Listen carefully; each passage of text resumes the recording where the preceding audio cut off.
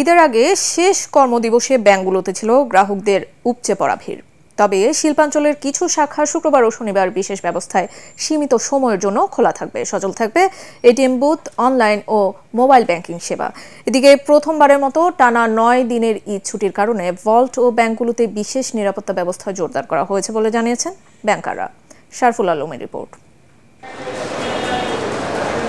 শুক্রবার থেকে শুরু হচ্ছে ঈদের ছুটি। টানা বন্ধের কারণে শেষ কর্মদিবসে ভিড় বাড়ে ব্যাংক পাড়ায়। এদিন টাকা জমা দেওয়ার চেয়ে উত্তোলনের হারই বেশি ছিল।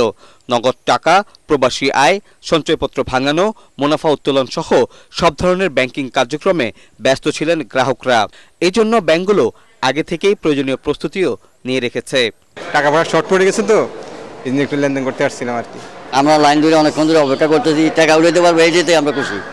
নগদ এখন মানুষের যে ডিপোজিটগুলো থাকে সেখান থেকে সেভিংস কারেন্ট সব থেকেই মানুষ নগদ ট্রানজ্যাকশনটা তুলছে। বিশেষ করে তার সঞ্চয়ী টাকাটা আছে সেখান থেকে তুলছে। নতুন করে বেতন ভাতা বোনাসগুলো আসছে সেগুলো তুলছে। রেমিটেন্সের টাকা যার যেখান থেকে মানে ফ্লো আসছে সেইভাবে তো মানুষ উজ্জ্বলটা নিচ্ছে। এবারেই প্রথমবারের মতো টানা ছুটিতে যাচ্ছেন কর্মকর্তারা।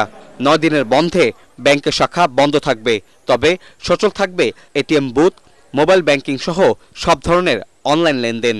ব্যাংকগুলো বন্ধের কারণে শাখা থেকে প্রধান কার্যালয় পর্যন্ত আর্থিক প্রতিষ্ঠানগুলোতে অতিরিক্ত নিরাপত্তা ব্যবস্থা জোরদার করেছে ব্যাংক কর্তৃপক্ষ। লম্বা সময়টাতে যাতে ওখানে নিরাপত্তা ব্যবস্থা পর্যাপ্ত থাকে, যারা নিরাপত্তা কর্মীরা আছে তারা থাকে।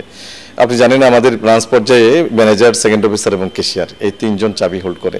তো আমরা নির্দেশনা দিয়েছি 3 জনের মধ্যে একসাথে যেন কেউ মানে কর্মস্থল ত্যাগ না করে। নিকটস্থ থানায় কথা বলা আছে, তাদের মানে আমাদের ব্যাংকের মানে কি পজিশন, কি অবস্থা আছে বলা আছে, এবং ব্রাঞ্চগুলোকে নির্দেশনা দেওয়া হয়েছে তাদের যেন ক্যাশ মানিটা যতটা সম্ভব কম রাখে। এদিকে শিল্পাঞ্চলগুলোতে শুক্রবার ও শনিবার সীমিত পরিসরে লেনদেন হবে।